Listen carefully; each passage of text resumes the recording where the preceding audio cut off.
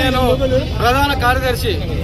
కేంద్రంలో బీజేపీ ప్రభుత్వం, రాష్ట్రంలో తెలుగుదేశం కూటమి ప్రభుత్వం ఆటో మోటార్ కార్మికులపై విపరీతమైన భారాలేస్తూ ఇవాళ వేలాది కుటుంబాల్ని రోడ్ల పాలు చేస్తున్నారు. ఇవాళ ఆటో మోటార్ కార్మికుల్లో బీటెక్, డిగ్రీలు, పెద్ద పెద్ద చదువులు చదివి ఉద్యోగాలు లేక ఇవాళ ఆటో వృత్తిని నమ్ముకొని బతుకుతున్నారు. ఇటువంటి వారిపై ఇవాళ విదేశీ యాప్ల పేరుతో ఓలా, ఊబర్, ర్యాపిడ్ కమిషన్లు తగ్గించడంతో ఇవాళ ఆటో ముఠా కార్మికుల జీవనోపాధి పూర్తిగా దెబ్బతింది.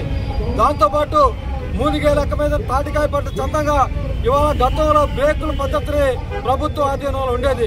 ఈరోజు ప్రైవేట్ పరం చేయడం వల్ల నెలలో 4-5 సార్లు బ్రేక్ కోసం వెళ్లాల్సిన పరిస్థితి వస్తుంది. చిన్న చిన్న కుంటి సాకులతో ఇవాళ బ్రేక్ ని రీసెట్ చేయడంతో వేలాది రూపాయలు ఖర్చు చేయాల్సిన పరిస్థితి వస్తుంది.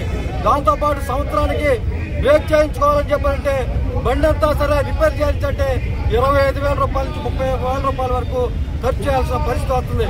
ఓ పక్కన కిరాయిలు లేవు. ఇవాళ బ్రేక్ చేసే పద్ధతిలో ప్రైవేట్ పరం చేశారు.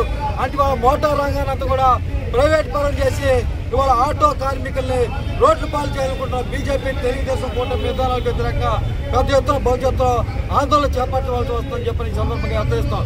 దాంతోపాటు ఆటో ముఠా కార్మికుల ఆటోలకి ఇవాళ వేల రూపాయలు జరిమానా వేస్తున్నారు పోలీసు వాళ్ళు. ఇటు బ్రేక్ ఇన్స్పెక్టర్ 5,000 నుంచి 25,000 రూపాయలు ఫైన్లు వేసే పరిస్థితి ఉంది. దీన్ని కూడా రద్దు చేయాలని చెప్పింది ఈ సందర్భంగా కోరుతున్నాం.